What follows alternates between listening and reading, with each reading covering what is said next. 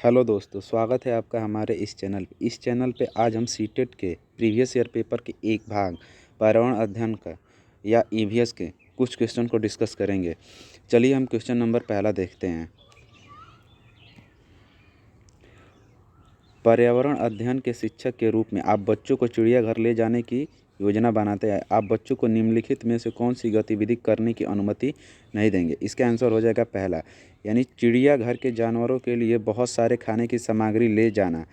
यानी जब बच्चे चिड़ियाघर में जानवरों को खाने की सामग्री ले जाएंगे तो वो उनके समीप जाएंगे और चिड़ियाघर में खूंखार जानवर भी रहते हैं जिससे उनके जान माल को खतरा होगा, इसलिए ऐसा करने से हम बच्चों को रोकेंगे। अगला क्वेश्चन हम देखते हैं।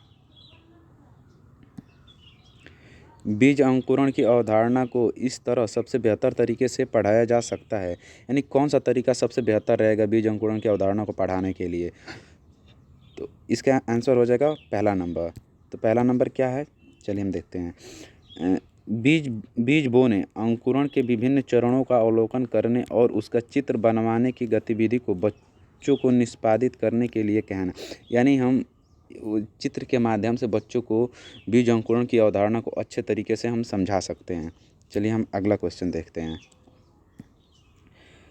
मीरा और दिव्या छोटी लड़कियां हैं।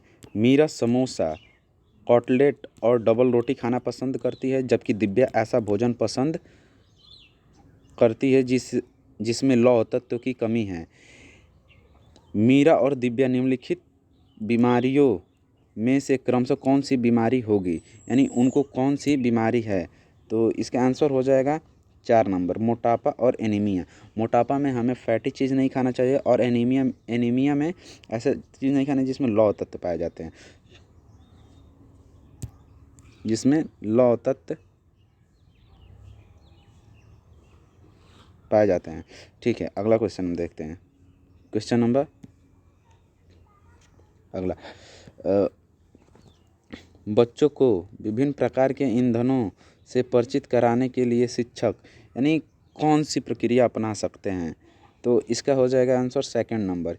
एक लघु फिल्म दिखाने के साथ खाना पकाने के लिए इस्तेमाल होने वाले संभावित ईंधनों के प्रकार पर बच्चों के साथ चर्चा करना।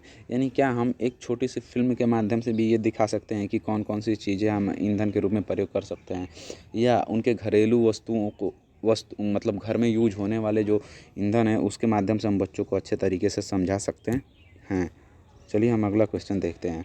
मानचित्र पढ़ाने के लिए आवश्यक कौशल में शामिल है, यानी मानचित्र पढ़ते समय हमें किस चीज़ का ध्यान रखना चाहिए? तो इसका हो जाएगा सेकंड नंबर आंसर, स्थान, दूरी और दिशा की सापेक्ष स्थिति को समझने की योग्यता। यानी ये तीनों चीज़ हमें मालूम रहेगा तो हम मानचित्र का अध्ययन अच्छे तरीके से कर सकते हैं। अगला क्वेश्चन हम देखते हैं। पर्यावरण अध्ययन की कक्षा में बच्चों के व्यक्तिगत अनुभवों को महत्व देना शिक्षक को लाभ पहुंचाता है, यानी किस प्रकार से लाभ पहुंचाता है? यानी इसका हो जाएगा पहला आंसर हो जाएगा, विषय को बच्चों के अनुभव संसार से जोड़ने और विमर्श व सीखने को बढ़ावा देने में। ठीक है, अगला क्वेश्चन हम देखते हैं।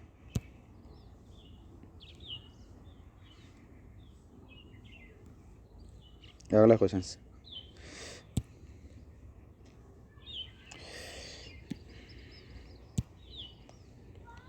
यह देखा गया है कि पाचन क्रिया बाहर की अपेक्षा आमाशय के अंदर अधिक तेज़ी से होती है, यानी किस चीज़ के कारण ये होता है? तो इसका आंसर हो जाएगा सेकंड नंबर, यानी आमाशय के अंदर भोजन का मंथन होता रहता है जिससे उसकी सतह का क्षेत्रफल बढ़ जाता है और एंजाइम की क्रिया तेज हो जाती है। अगला क्वेश्चन हम देखते हैं। निम्नलिखित कथनों में कौन सा प्राथमिक स्तर है पर्यावरण अध्ययन पढ़ाने का उद्देश्य नहीं है? या निम्नलिखित कथनों में कौन सा प्राथमिक स्तर पर पर्यावरण अध्ययन पढ़ाने का उद्देश्य नहीं है? इसका हो जाएगा आंसर पहला नंबर, यानी बच्चों पर आकलन के लिए शब्दावली और परिभाषाओं का बोझ डालना। यानी हम बच्चों पर किसी प्रकार का बोझ नहीं डाल सकते हैं। अगला क्वेश्चन हम देखते हैं। भैंस की पीठ पर अक्सर बगुला पक्षी बैठा दिखाई देता है। ऐसा इसलिए होता है क्योंकि बगुला आप लोग भी देखे होंगे, अक्सर जब भैंस ऐसे चरते रहते हैं तो पक्षी आके उनके पीठों पर बैठ जाते हैं, तो वो किस लिए बैठते हैं? तो ये हो जाएगा, इसका आंसर पहला हो जाएगा, यानी भैंस की पीठ पर परजीवी कीट खाते हैं। यानी भैंस के पीठ पे जो छोटे छोटे जीव होते हैं उनको खाने के लिए उनके पीठ पे बैठते हैं। ऐसा नहीं कि वो उड़ने के बाद थोड़ा आराम करते हैं या घास में पाए जाने वाले कीट खाते हैं। अगला क्वेश्चन हम देखते हैं। पर पर्यावरण पर्यावरण अध्ययन की पाठ्य पुस्तक में रेलवे टिकट का एक नमूना दिखाना, यानी रेलवे टिकट का नमूना दिखाना किस चीज़ को संकेत करता है? यानी बच्चों को वास्तविक जानकारी से अंतःक्रिया करने का अवसर देना, साथ ही अवलोकन की कुशलता का विकास करना। अगला क्वेश्चन हम देखते हैं। निम्नलिखित में से किसमें प्राथमिक विद्यालय में पर्यावरण अध्ययन पढ़ाने का उद्देश्य निरूपित है? यानी किस चीज़ में पर्यावरण पढ़ाने का उद्देश्य निरूपित है? तो इसका आंसर हो जाएगा पहला, यानी अपने ज्ञान का विस्तार करने के लिए बच्चों को सूचना देना कि उन्हें कौन सी पुस्तक पढ़नी चाहिए। अगला क्वेश्चन, दत्त कार्य के संबंध में निम्नलिखित में से कौन सा कथन सही है? तो इसका हो जाएगा पहला, दत्त कार्य बच्चों को सूचना खोजने, अपने विचारों को निर्माण करने और उन्हें उच्चारित करने का अवसर प्रदान करता है। अगला क्वेश्चन हम देखते हैं। पर्यावरण अध्ययन की कक्षा में सरल प्रयोग और निर्देशन किए जा सकते हैं। इसका आंसर हो जाएगा थर्ड नंबर, तीसरा, यानी बच्चों को स्वयं सीखने के योग्य बनाने और अवलोकन कौशल को पैना करने के लिए, अवलोकन कौशल को पैना करने यानी तेज करने के लिए इसका प्रयोग हम करते हैं। अगला क्वेश्चन देते हैं। दुर्गा एक गांव में रहती है और लकड़ी या गोबर के उपले का ईंधन इस्तेमाल करते हुए चूल्हे पर खाना पकाती है। पिछले 3 महीनों से उसे तेज खांसी आ रही है, इसका कारण हो सकता है? तो इसका कारण क्या हो सकता है?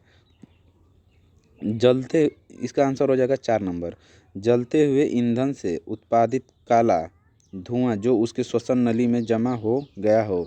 देखते हैं अक्सर जो गांव के लोग होते हैं खाना बनाते हैं मतलब चूल्हे पे, तो उनको खांसी जैसी बीमारी आमतौर पे होती रहती हैं। अगला क्वेश्चन देखते हैं। दोपहर के भोजन अवकाश के बाद पर्यावरण अध्ययन पढ़ाते समय आप यह पाते हैं कि बच्चे पाठ में रुचि नहीं ले रहे हैं, आप क्या करेंगे? आप कौन सी प्रक्रिया का उपयोग करेंगे? पाठ को रोचक इसका हो जाएगा आंसर 3 नंबर, 3 नंबर हो जाएगा। पाठ को रोचक बनाने के लिए बहुआयामी बुद्धि पर आधारित दृश्य श्रव्य सामग्री का प्रयोग करेंगे। यदि जब बच्चे क्लास में पढ़ाए जाने पे उस पर ध्यान नहीं देते हैं, तो हम ऐसा कुछ प्रयोग करते हैं जिससे बच्चे अट्रैक्ट हों, यानी हम उन्हें कुछ ऐसी चीज़ें दिखाएं जिससे उनका मन उस मतलब पढ़ाई में लगे। अगला क्वेश्चन हम देखते हैं। एक विद्यालय ने राजस्थान के लिए कक्षा 5 के बच्चों के शैक्षिक भ्रमण की योजना बनाई। भ्रमण के दौरान बच्चों से आपकी क्या अपेक्षा रहेगी? यानी बच्चों से आपकी क्या अपेक्षा रहेगी? बच्चे क्या करेंगे, क्या पूछेंगे, क्या नहीं पूछेंगे? तो इसका आंसर हो जाएगा 4 नंबर। 4 नंबर क्या देखते हैं हम, यानी उन्हें ध्यान से अवलोकन करना चाहिए, टिप्पणी दर्ज करनी चाहिए और बाकी बच्चों तथा शिक्षकों के साथ अपने अवलोकन को बांटना चाहिए। यानी क्या, जब हम कहीं दूसरे स्थान पे घूमने जाते हैं तो हमें वहाँ की चीज़ों को अच्छे तरीके से ध्यान से देखना चाहिए। टिप्पणी दर्ज करना मतलब क्या, उसके बारे में हमें नोट्स बनाना चाहिए, यानी नोट्स तैयार कर लेना चाहिए और आपस में बातें करना यानी डिस्कस करना चाहिए। जो चीज़ें नहीं आए शिक्षक से हम पूछ लेना चाहिए हमें। अगला क्वेश्चन हम देखते हैं। रीना अपने घर का कूड़ा नीचे दर्शाए तरीके से दो डेयरियों में अलग करती है। रीना ने दो डेयरियों में कूड़ा कूड़ा निम्न आधार पर अलग किया। तो एक डेयरी है, देखिए, केले का छिलका, सब्जी का छिलका, सूखी पत्तियाँ, अखबार। और दूसरा क्या है, हम देख लेते हैं। दूसरा है जैम की बोतल, सॉस की बोतल, उपयोग में लाई गए टूथपेस्ट ट्यूब, प्लास्टिक के खिलौने। एंड देखिए, ये जो दोनों चीज़ें हैं, ये वाला पार्ट जो है, ये मतलब जैविक है। इसे हम मतलब रिसाइकल कर सकते हैं।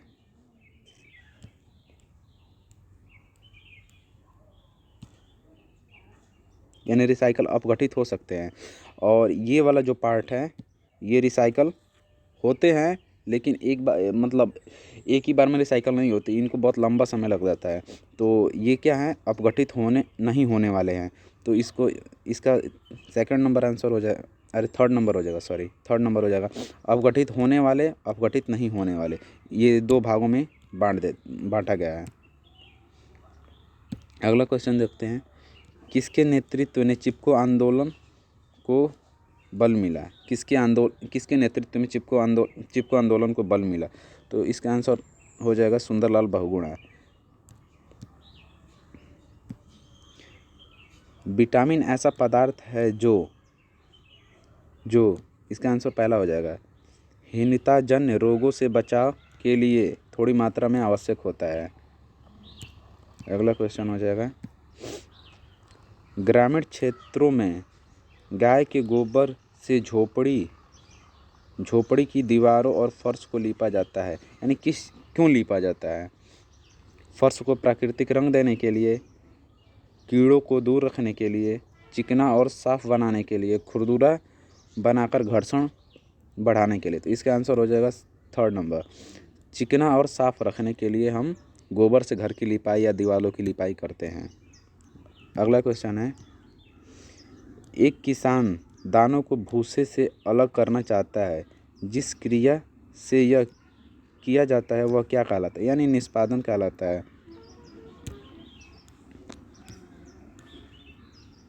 अगला क्वेश्चन हो जाएगा। पर्यावरण अध्ययन की पाठ्य पुस्तक में पहेलियाँ शामिल करने का निम्नलिखित में से कौन सा उद्देश्य नहीं है? इसका आंसर हो जाएगा पहला, बच्चों के मानसिक को भ्रमित करना और उन्हें इस भ्रम का आनंद उठाने देना। अगला क्वेश्चन हो जाएगा। एक पुरुष जिसका रक्त O है, एक A रक्त समूह वाली स्त्री से शादी करता है, उसके पहले बच्चे में रक्त समूह O होने की संभावना कितनी हो जाएगी? यानी ये 50% हो जाती है। टूटता तारा है, यानी टूटता तारा क्या है? इसका आंसर पहला हो जाएगा, उल्काप जो पृथ्वी के वायुमंडल में प्रवेश करते ही आग पकड़ लेता है। यानी जो उल्का पृथ्वी के वायुमंडल में प्रवेश करते ही बहुत तेज़ी से जलने लगता है, क्या वो टूटता हुआ तारा कभी कभी हमें जलते हुए ऐसे जाते हुए दिखाई देता है। अगला क्वेश्चन हो जाएगा। क्वथन और वाष्पीकरण में अंतर है। इसका आंसर हो जाएगा 4 नंबर, वाष्पीकरण किसी भी तापमान पर हो सकता है जबकि क्वथन नहीं हो सकता है। अगला क्वेश्चन, प्राथमिक स्तर पर आकलन में शामिल होना चाहिए। यानी प्राथमिक स्तर पर आकलन में कौन सी चीज़ शामिल होना चाहिए? इसका थर्ड नंबर आंसर हो जाएगा, शिक्षक द्वारा सतत और असंरचनात्मक तरीके से किए गए अवलोकन को बच्चों और अभिभावकों के साथ बांटना। अगला क्वेश्चन, नींबू साधारण पानी में डूब जाता है लेकिन नमकीन पानी में तैरता रहता है, किस कारण की वजह से?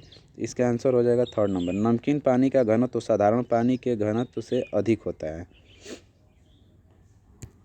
अगला क्वेश्चन हो जाएगा।